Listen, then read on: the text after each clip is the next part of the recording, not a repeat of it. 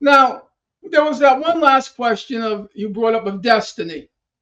Now, look, guys, I just turned 70. I'm not debating. I'm not debating heartthrobs. I studied my entire life since I was around 20 is on a bookshelf. I didn't do much more with my life than read. So this guy Destiny, whatever he is, I don't know what Destiny is. I know there's characters in the web. Destiny, Charlemagne. I don't know what are these people? In my day, there was a guy named Fabian. Way before your time. Okay, there was Cher. There was, but in general, I prefer two names. Just keeps me grounded, if I might say so.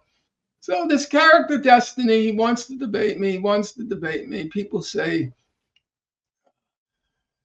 be careful of destiny. Be careful of destiny. I mean, I'm from a generation where you are my destiny. Paul Anka. I'm not going to get. I debated Alan Dershowitz. I debated Israel's foreign minister, Shlomo Ben Ami. I'm not exactly afraid of destiny. But I finally agreed. And then he didn't show up for the agreed appointment. I think the appointment was like 8.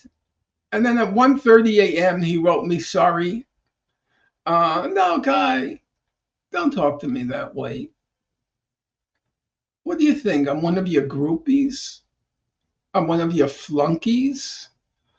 That you tell me at 1:30 a.m. I'm sitting on the computer waiting for him. You don't show up. No, I don't go for that. As a young man, I wanted to be treated with the respect due a human being. Just do a human being. You're not going to treat me that way. And anyhow, Destiny, I hate to break this to you. I don't really want to debate you. I don't need to debate Wikipedia. Not my. At least Bill Maher had the good sense to say, you know what? I'm not sure those visuals are going to work very well with Finkelstein. So maybe we shouldn't do this debate. But he has, I understand, I don't know, but he has this cult following. I'm not really interested in it. So I'll admit I opted out after that. I didn't want to do it anymore because I'm not debating a destiny. I'd rather debate somebody who has two names and who's a serious scholar. Or at least if you're not a serious scholar, then show a little humility. If I were to walk into a debate on astrophysics, you know what I would do? I would sit and listen. Yeah. Well, I would go like this, the kid in the class who always has an opinion. No. Yeah. It was interesting. I think a couple of years ago, Professor Richard Wolff actually debated destiny. And in my opinion, the kind of like academic versus internet debate bro style, it didn't really mesh anyway. So I'm not sure how productive it really would have been, to be honest, Professor. I was told that Richard Wolff, he was weak.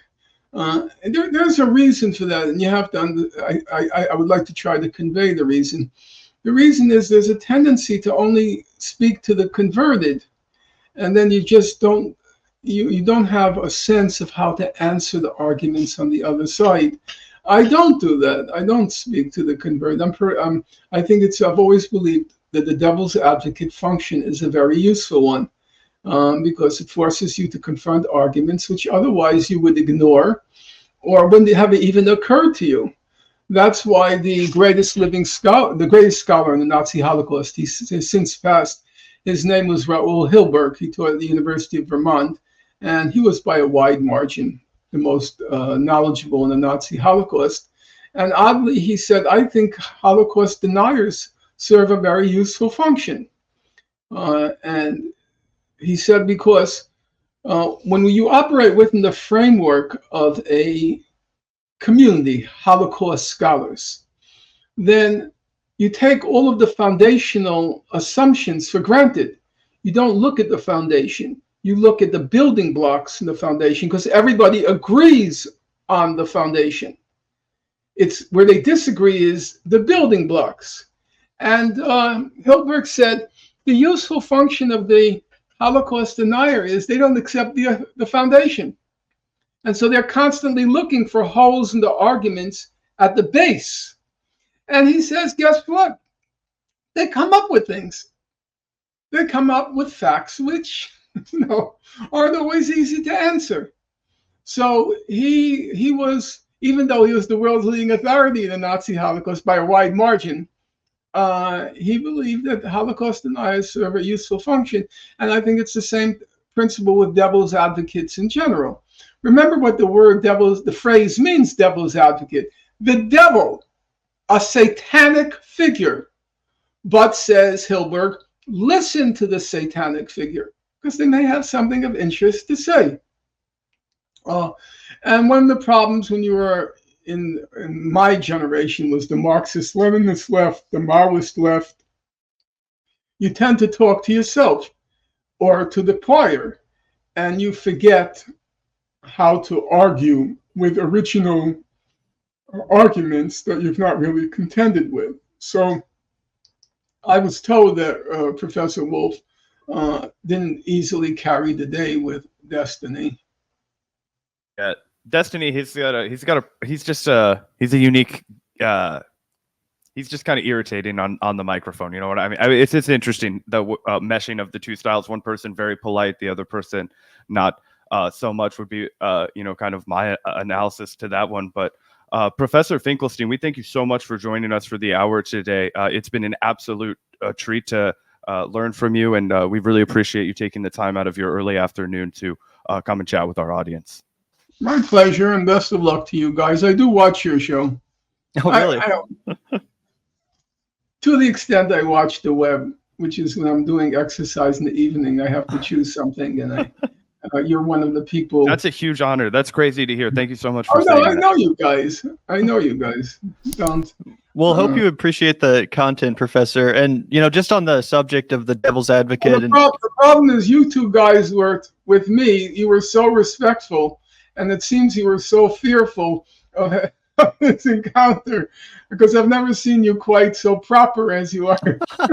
We usually stay pretty proper during debate or interviews, specifically with people we haven't spoken to before.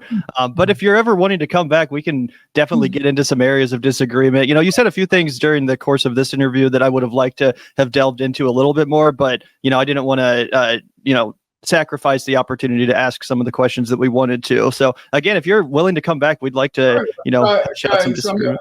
I'm a Democrat with a small d, and one of the many things I learned from Professor Chomsky was you should act in real life in your beliefs. Chomsky never said no to anybody. He didn't care if the podcast had one person. He didn't care if you had a publication that reached 3 people. He really didn't. I knew him very well. I would say I would rank him as a close friend for 40 years. I knew his virtues, and I knew his flaws. His virtues so vastly outnumbered his flaws. But one thing I could say for certain, one thing I internalized was that democratic principle.